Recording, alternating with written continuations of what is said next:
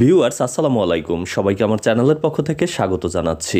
জাতীয় বিশ্ববিদ্যালয়ের অধীনে একটি পরীক্ষার সংশোধিত সময়সূচি বা রুটিন প্রকাশিত হয়েছে।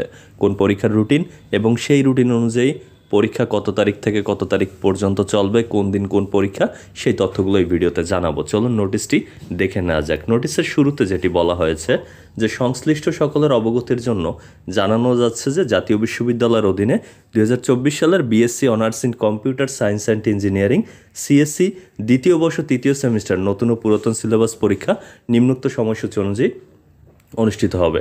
অর্থাৎ এই পরীক্ষাটির রুটিনে কিছুটা সংশোধন আনা হয়েছে, যেটা নোটিশের শুরুতেই বলা ছিল।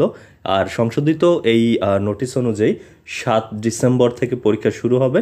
স্ক্রিনে আপনারা দেখতে পাচ্ছেন যে 7 ডিসেম্বর কোন কোন সাবজেক্টের পরীক্ষা, 9 ডিসেম্বর পরীক্ষা রয়েছে, 11 ডিসেম্বর, 17 ডিসেম্বর, 21 ডিসেম্বর এবং 23 ডিসেম্বর। এই তারিখগুলোতে বিভিন্ন কোর্সের পরীক্ষা রয়েছে। আপনারা এখান থেকে স্ক্রিনশট দিয়ে রাখতে পারেন রুটিনটি। এতক্ষণ সাথে থাকার জন্য অসংখ্য ধন্যবাদ।